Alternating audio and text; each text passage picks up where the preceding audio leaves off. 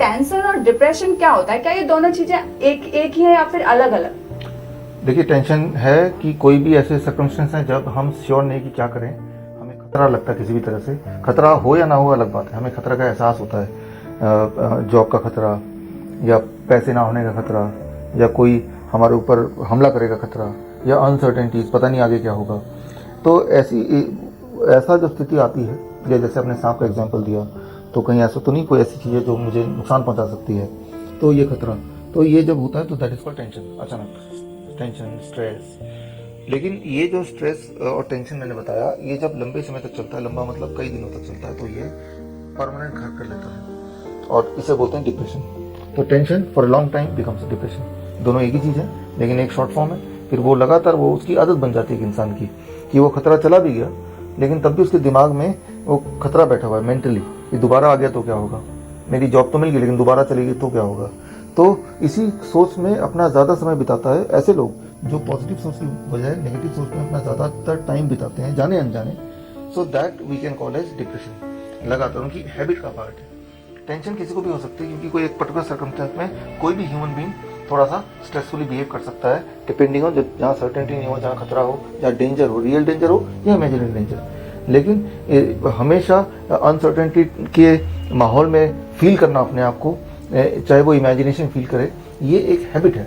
तो टेंशन जब बार बार कोई करता रहता है तो वो हैबिट का पार्ट बन जाता है, उसकी इसी से पर्सनैलिटी एक का पार्ट सवाल बन मेरे जाता है। जहन में आता है कि जैसे बहुत लंबे टाइम के लिए टेंशन हो गई, तो इसका फिर मेडिकल सिचुएशन में आ जाता है कि आके इसका मेडिकल ट्रीटमेंट लेना पड़ेगा, ऐसा कुछ है? मेडिकल ट्रीटमेंट है नहीं इसका, क्योंकि आप देखिए, जब हम बोलते हैं टेंशन स्ट्रेस, वो हुआ कैसे? वो आपके अपने हैबिट से हुआ, आपकी अपनी सोच से हुआ, आपके अपने सर्कमस्टेंस से हुआ। अब इन तीनों चीज़ों में सर्कमस्टेंस को बदलने के लिए, सर्कमस्टेंस को कोई दवाई का कोई सहारा ले नहीं सकते उसका। आपकी सोच है, तो सोच को सोच ही बदल सकती है। सोच एक अलग लेवल पे काम करती है, माइंड और बॉडी, है ना। तो अगर सोच को इन्फ्लुएंस करना है, सही मायने में इन्फ्लुएंस करना है, फॉर एग्जाम्पल कोई अगर इंसान शराब पी ले तो थोड़ी देर के लिए उसकी सोच बदल जाएगी, लेकिन वो तब तक जब तक शराब का असर रहेगा। लेकिन तो इसका मतलब कोई भी अगर दवाई लेते हैं तो उसका एक टेम्प्रेरी असर रहता है, लेकिन उसका परमानेंट असर रह नहीं सकता जब तक दवाई रहेगा, वो चाहे ड्रग कोई भी हो। तो इसकी कोई दवा हो नहीं सकती। तो जिस चीज़ की वजह से है कॉज, दैट इज आपकी सोच, उस सोच पे ही आपको काम करना पड़ेगा, उसी से आप पूरी तरह से बाहर निकल सकते हैं। वहीं सर एक सवाल ये आ जाता है कि टेंशन और डिप्रेशन होता क्यों है? अभी इसका जवाब मैंने अभी दिया आपको कि होता क्यों है, सर्कमस्टेंस की वजह से होता है, वो हैबिट का पार्ट है।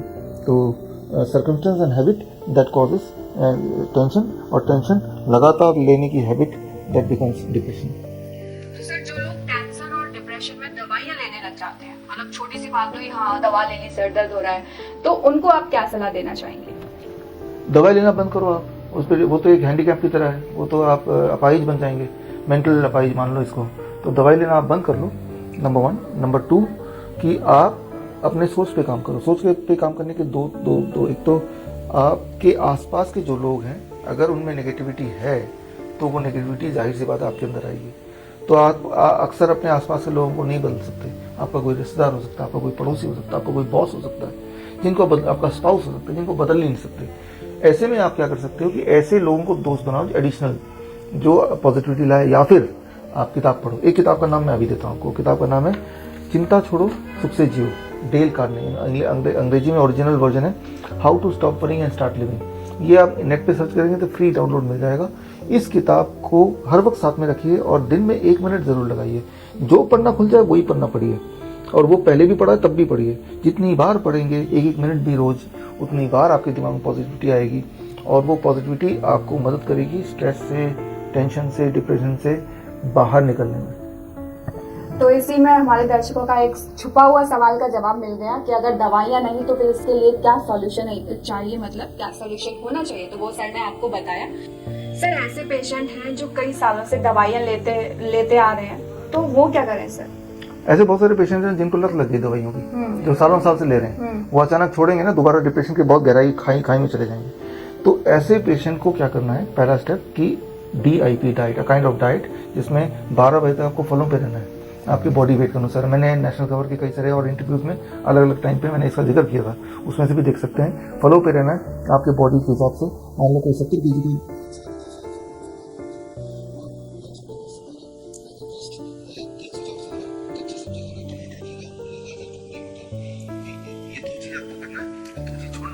एनिमल फूड, जो भी चीज जानवरों से निकलती है, अंडा है, मछली है, डेयरी प्रोडक्ट है, छोड़ना है। फैक्ट्री फूड, जो चीज़ फैक्ट्री से निकलती है वो भी छोड़ना है, जैसे बिस्किट है, ब्रेड है। धूप में बैठना है 15 मिनट, तो that is what we call as DIP diet. तो ये DIP डाइट को इमीडिएटली स्टार्ट करना है ऐसे पेशेंट को, नंबर 1। नंबर 2, दवाई की जगह सैफरन इज एनिमोलिन, केसर का एक पिंच लेना है, एक चुटकी जिसे बोलते हैं, और 1 कप बहुत गर्म पानी में डालना है, उसको घोल लेना है। वो वैसे भी केसर का रंग का पानी बन जाएगा। फिर उसको चाय की तरह रोज 1 बार पीना है, खासतौर पे सोने से पहले पी लेना, और ऐसा 3 महीने करना है, फिर छोड़ देना है इसको भी। तो जब आप केसर का पानी पियेंगे, केसर का 1 चुटकी 0.1 ग्राम, और ऐसा 3 महीने करेंगे, तो ये एक दवाई की तरह काम करेगी। एट द सेम टाइम और ये तो शुरू करना है, और साथ में जो दवाई है उसको टेपर डाउन करना है। एक दिन में ना छोड़ के कि भाई अभी आपने आधा कर दिया, फिर उसको 15 दिन लिया, फिर उसको उस आधे को भी छोड़ दिया, तो 15 दिन 20 दिन में आपको पूरी दवाई छोड़ दी। और उस दवाई की जगह किसने ले ली? इस डाइट ने ले ली, जो मैंने बताया, केसर ने ले लिया जो मैंने बताया, या वो किताब ने ले लिया, सारा कुछ मिला के आपको होल्ड करेगा, आपको डिप्रेशन से गिरने से करेगा। तो 3 महीने बाद जब केसर आप छोड़ देंगे, तो केसर की लत नहीं लगती किसी को, तो आप केसर से छुट्टी मिल गई क्योंकि आपने 3 महीने बाद छोड़ दिया। एट द सेम टाइम आपका जो दिमाग में इतनी पॉजिटिविटी होगी, और आपके बॉडी में, आपके ब्रेन में खासतौर पे इस तरह के हैप्पी हार्मोन प्रोड्यूस होने लगेंगे, जिसकी वजह से बड़े से बड़े, मुश्किल से मुश्किल परिस्थिति में भी आप संभल के रहेंगे अपने आप ही ऑटोमेटिकली, और आप उसका डट के सामना कर पाएंगे। एट द सेम टाइम आप अपने कंट्रोल में रहेंगे, और जिस तरह की डिप्रेशन आपने देखा अपने जीवन में, उससे उसके अंदर दोबारा से नहीं जाएंगे। सर, मेरा आखिरी सवाल ये है कि हमारे इंडिया वो नेशनल खबर के पिछले इंटरव्यूज में अलग अलग सभी बीमारियों के लिए आपने DIP डाइट सजेस्ट किया, तो क्या सभी बीमारियों का इलाज हम DIP डाइट मान लें? देखिए, अक्सर लोग ऐसा बोलते हैं कि भाई आप हर बीमारी में, अधिकतर बीमारी में आप DIP डाइट का जिक्र करते हैं। देखिए, बीमारियां जितनी भी हैं वो सारे अल्टीमेटली अगर आप देखेंगे अलग अलग बीमारियों में उसका जो बेसिक मैकेनिज्म है वो सेम ही है, that is inflammatory disease. Heart में इन्फ्लेमेशन हो जाए, हार्ट डिजीज बोल देंगे, घुटनों में इन्फ्लेमेशन हो जाएंगे तो जॉइंट पेन बोल देंगे, ठीक है ना। आप नाम सुनिए, अर्थराइटिस है, हेपेटाइटिस है, ब्रोंकाइटिस है, गैस्ट्राइटिस है, ओटाइटिस है, जितनी सारी बीमारी का नाम लेंगे लास्ट में आइटिस का मतलब ही होता है वहाँ पे घाव हो जाना उस वाले ऑर्गन में। तो अगर तो सारी बीमारियों का जड़ कारण एक ही है, तो सारी बीमारियों का सोल्यूशन भी तो एक ही होगा, राइट। भगवान ने सोल्यूशन दिया हुआ है। जैसे मैं DIP डाइट बोल रहा हूँ, एक्चुअली DIP डाइट, इसका कोई नाम आप भी रख सकते हैं। मैं तो सिर्फ इतना बोल रहा हूँ कि भगवान का बनाया हुआ जो फल है और वो सब्जी है, उसी फॉर्म में आप एबंडेंस में लीजिए ज़्यादातर।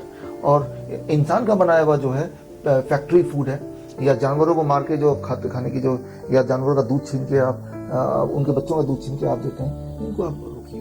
मतलब नेचर के खिलाफ मत जाइए। मैं उसी को बोल रहा हूँ सिंपल तरीके से, DIP डाइट जैसे ही आप करना चाहेंगे, नेचर के अनुसार चलने लगेंगे, आप देखेंगे महीनों में नहीं, हफ्तों में नहीं, दिनों में आप बड़ी स्पीड से ठीक होने लगेंगे। इसी को DIP डाइट बोलते हैं। तो जी हाँ, आपकी जो आजकल की जो समस्या है, जो समस्या आजकल की बोल सकते हैं, ऑटोइम्यून डिजीज है, बच्चों में ADHD है, ऑटिज्म है, डायबिटीज है, या स्किन डिजीज है, इतने सारे तरह के कैंसर है जो पहले नहीं हुआ करते थे। ये मानव ने खुद ही बनाया, बिकॉज आपने डिविएट किया फ्रॉम द नेचुरल लाइफस्टाइल, जिस लाइफस्टाइल के लिए भगवान ने अपनी बॉडी को बना के दिया था। तो हम उसी लाइफस्टाइल में ले आएंगे अपने आप को, तो बॉडी खुद ही अपने आप को हील कर लेगा। तो आंसर इज राइट कि भाई बीमारी कोई भी है, आप सेफली उस बीमारी से बाहर निकलने के लिए DIP डाइट को अपना लें। DIP डाइट को अपनाने से अगर बीमारी है तो वो रह नहीं सकती, और बीमारी अगर नहीं है तो वो आ नहीं सकती। धन्यवाद सर, हमें इतना कीमती वक्त देने के लिए। Thank you. और आपका ये जो आज का एपिसोड है, ये एपिसोड है एज ए रिजल्ट ऑफ जो आपने पिछले मेरे एपिसोड में कमेंट में डाला था कि अगला एपिसोड क्या बनेगा। इसका मतलब ये है कि अगला एपिसोड के लिए भी, इस एपिसोड में जो भी आप कमेंट बॉक्स में लिखेंगे कि क्या किस पे बनना चाहिए, जो भी आपके प्रॉब्लम्स है वो बताइए, और मैं उस पर, हमारी टीम और हम मिलके अगला एपिसोड बनाएंगे। और ये भी मैं चाहता हूँ कि ये देखिए, भगवान ने हर प्रॉब्लम का बहुत आसान सोल्यूशन दिया है, आसान, safest, fastest and long term basis, यानी कि परमानेंट क्योर। तो ये अपने तक ही सीमित ना रख के आप किसी भी फॉर्म में लोगों तक पहुंचाइए। That is what I call as humanity. धन्यवाद, थैंक यू।